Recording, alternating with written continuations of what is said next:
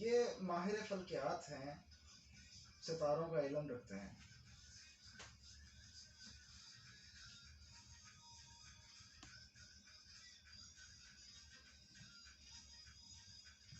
اور جیسا کہ میں بتاتا چلوں کہ ستاروں کا علم کچھ لوگ تو نہیں مانتے، لیکن میرے ساتھ جو ہے وہ کافی سے انسیڈنٹ ایسے ہو چکے ہیں جن کی وجہ سے میں ستاروں کا علم جو ہے وہ مانتا ہوں.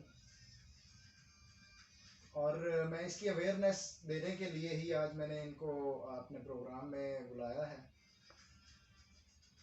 کیونکہ ہمارے لوگوں کو اویئرنیس جو ہے وہ دینا بہت ضروری ہے ہر علم کے بارے میں. اور ماہر فلکیات جو لوگ ہیں ان کے پاس علم ہوتا ہے ستاروں کا، اور اس علم کے بارے میں بھی جو ہے سب لوگوں کو جو ہے ہمارے سننے والوں کو اویئرنیس ہونا بہت ضروری ہے.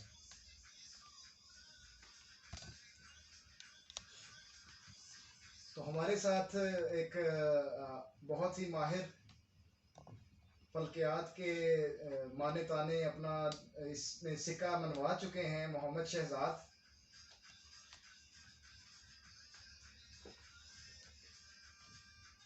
جی شہزاد بھائی کیسا رہا آپ کا سفر؟ جی ماشاءاللہ بہت اچھا رہا. کوئی تنگی پریشانی تو نہیں آئی؟ نہیں بالکل بہترین رہا سفر.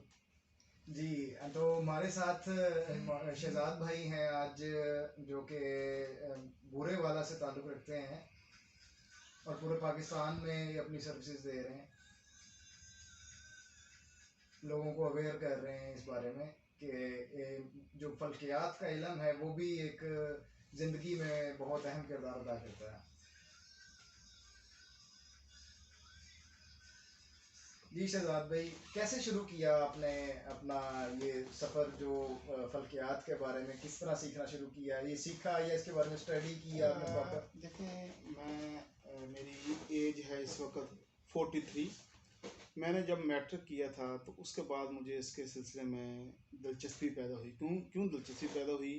وہ اس لیے دلچسپی پیدا ہوئی کہ یہ میرے فیملی میں چل رہا تھا. میرے انکل، میرے فور انکل وہ یہ کام کرتے تھے. میں نے ان کو دیکھا، ان کی سروسز دیکھی، مجھے یہ پسند آیا. میں بھی آہستہ آہستہ اس فیلڈ میں آنے لگ گیا. اور بس وہ 95 سے لے کے اسٹل ابھی تک چل رہا ہے سفر. صحیح. اچھا، کیا کہیں گے آپ فلکیات کے بارے میں، اور کیا سمجھتے ہیں یہ زندگی میں کچھ عمل دخل کرتی ہیں؟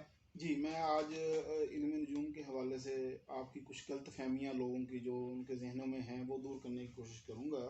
علم نجوم اللہ تعالیٰ کا دیا ہوا ایک تحفہ ہے جس کی بدولت انسان اپنی زندگی کی بہت سی مشکلات کو اللہ پاک کے دیے ہوئے علم سے فائدہ اٹھا کر حل کر سکتا ہے. علم نجوم کے بارے میں ہمارے معاشرے میں بہت سی غلط فہمیاں پائی جاتی ہیں جن کو دور کرنا ضروری ہے. اس بات سے کوئی منکر نہیں، اس دنیا میں ہر چیز اپنا ایک اثر رکھتی ہے. آگ، پانی، ہوا، پھول، خوشبو، ہر شے میں اللہ تعالیٰ نے ایک خاص اثر رکھا ہے جو کہ انسانوں پر اثر انداز بھی ہوتا ہے. اب ہم اس کو جج کیسے کریں؟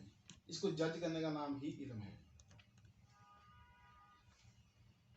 اس کائنات میں موجود ہر چیز کو اللہ پاک نے کسی خاص مقصد کے لیے پیدا کیا ہے. یہ کہنا کہ چاند، سورج، ستارے، سیارے سب بیکار ہیں، تو یہ کہنے والا ایک بار سوچ لے کہ وہ اللہ پاک کی مخلوقات کو بیکار کہہ کر اس خالق کی توہین تو نہیں کر رہا.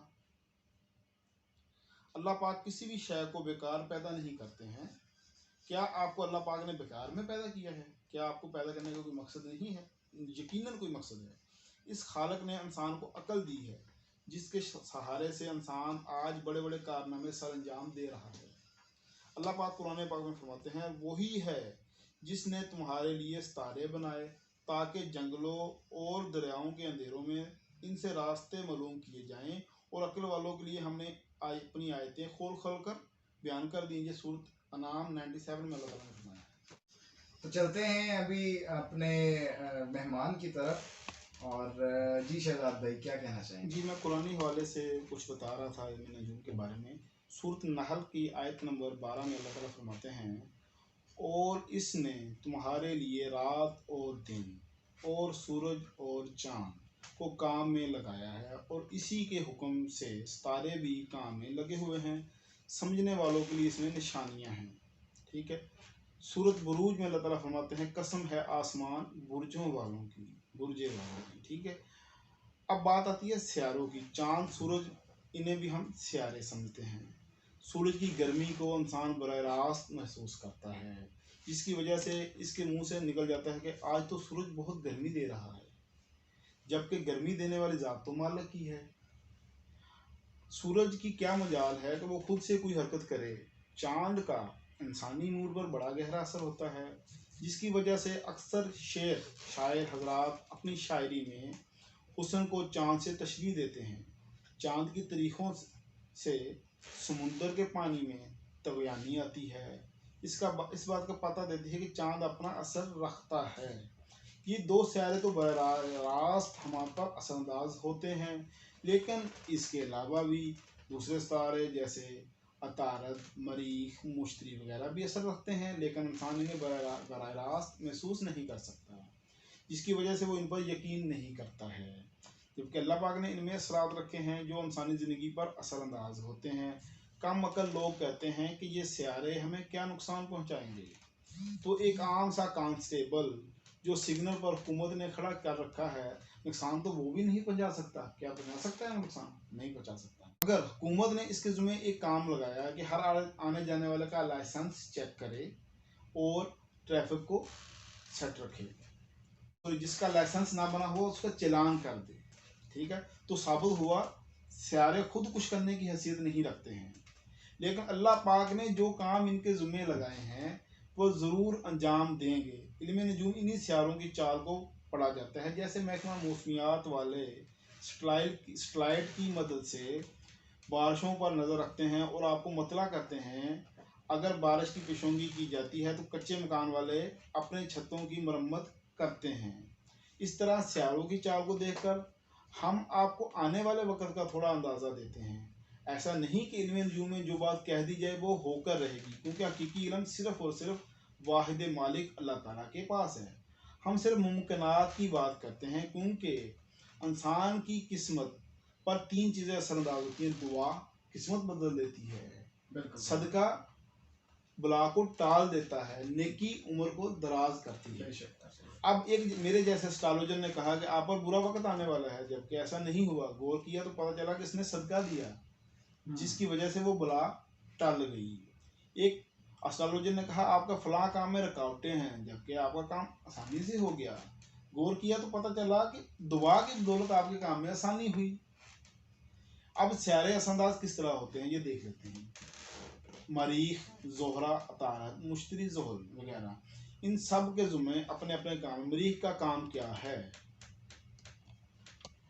مریخ کا کام کرنے کی طاقت اور مجاز میں غصہ پیدا کرتا ہے. علم نجوم کے ماہرین نے انسان کی زندگی کو ایک ذائچے میں رکھ کر پیش کیا ہے، جس کے 12 خانے ہوتے ہیں. ان گھروں میں زندگی کے مختلف پہلو ہوتے ہیں. اگر مریخ میں آپ کو بتاتا چلوں کہ ہم کیسے وہ جج کرتے ہیں. ہم ایک ڈایاگرام تیار کرتے ہیں جس کو ہم نے 12 خانوں میں تقسیم کیا ہوتا ہے. بالکل یہ جو ابھی آپ دکھا رہے تھے مجھے. ہاں وہ اس 12 خانوں میں ہم نے پوری زندگی کو تقسیم کرتے ہیں. جیسے فرسٹ ہاؤس جو ہوتا ہے وہ انسان کی ذاتی شخصیت کا ہوتا ہے. سیکنڈ ہاؤس جو ہوتا ہے انسان کے مالی معاملات کا ہوتا ہے. تھرڈ ہاؤس جو ہوتا ہے وہ انسان کی سماجی زندگی کا، بہن بھائیوں کا ہوتا ہے. فورتھ ہاؤس ہوتا ہے انسان کی والدہ کا، زمین جائیداد کا. ففتھ ہاؤس ہوتا ہے انسان کے علم و عقل کا، افیئرز کا اور اولاد کا اور علم کا. 6 ہاؤس ہوتا ہے انسان کی بیماری کا، دشمنوں کا، جاب کا. یہ شرط بھی بات کر رہا ہوں کہ یہ ٹوٹل 12 ہاؤس ہوتے ہیں. ہاں جی ٹوٹل 12 ہاؤس میں، جس میں ہم نے پوری زندگی کو تقسیم کر دیتے ہیں. 7th ہاؤس جو ہوتا ہے وہ ہوتا ہے شادی کا، شراکت داری کا. 8th ہاؤس ہوتا ہے بیماری کا، خفیہ بیماری کا. 9th ہاؤس ہوتا ہے سفر کا، بیرون ملک تعلیم کا، روحانیت کا. 10th ہاؤس ہوتا ہے کیریئر کا، عزت کا، وقار کا، مرتبے کا. 11th ہاؤس ہوتا ہے خوشی کا، کامیابی کا، امیدوں کا، دوستوں کا. اور 12 ہاؤس ہوتا ہے دی اینڈ، یعنی کہ اب اینڈ آ گیا، اب ہم نے دنیا سے جانا ہے. بالکل ٹھیک ہے. اب یہ ہوتے ہیں گھر، یہ ہوتے ہیں ہاؤسز. اب ایسے سٹارز ہیں، مریخ کو ہم کہتے ہیں لڑائی جھگڑا فساد. اب مریخ اگر فورتھ ہاؤس میں آ جائے گا، فورتھ ہاؤس میں نے کہا ہے کہ وہ ہے گھر کا، زمین جائیداد کا، تو میرے جیسا ایک اسٹرالوجر کہے گا کہ آپ کو گھر والوں سے جھگڑا ہونے والا ہے. یہ کہنے کی وجہ کیا ہے؟ مریخ کہ مریخ کی نحس حالت غصہ لاتی ہے. زیادتی کا فورتھ ہاؤس گھریلو ماحول کا ہوتا ہے. اب جب مریخ گھریلو ماحول میں نحس سے ڈالے گا تو مریخ کی وجہ سے گھر میں جھگڑا فساد ہونے کا امکان ہے. اگر یہی مریخ شادی کے گھر یعنی کہ سیونتھ ہاؤس میں ہوتا ہے تو ہم کہتے ہیں کہ جوزا سے، بیوی سے لڑائی جھگڑا ہو سکتا ہے. مشتری کو روپے پیسے کا ستارہ کہا جاتا ہے. اب مشتری دوسرا گھر جو ہوتا ہے وہ روپے پیسے کا ہوتا ہے. اگر دوسرے گھر میں مشتری آ جائے تو ہم کہتے ہیں کہ پیسہ آنے کی امید پیدا ہوگی، خوشی آنے کی امید پیدا ہوگی. یہ بات مجھے بڑی اٹریکٹ کر رہی ہے کہ مشتری پیسے کا ہوتا ہے. ویسے میرا سٹار کیا کہتا ہے آپ کو کہ میرا مشتری کہاں پہ؟ اس وقت مشتری آپ کو پھنسا ہوا ہے. اس کو کہیں سے ہٹا نہیں سکتے ہم لوگ. دیکھیں انسان الا ماسا، انسان کے پاس صرف کوشش ہے. بالکل انسان اور کچھ نہیں کر سکتا. ایسے ہی میں نے کہا کہ دعا، صدقہ اور نیکی، یہ تین چیزیں ہی ان چیزوں کو بدل دیتی ہیں. تو ہم کیا کرتے ہیں، ہم جیسے ان کا مریخ ڈسٹرب ہے تو مریخ کو کہتے ہیں گوشت، مریخ کو کہتے ہیں جانور کا صدقہ کرنا، خون بہانا.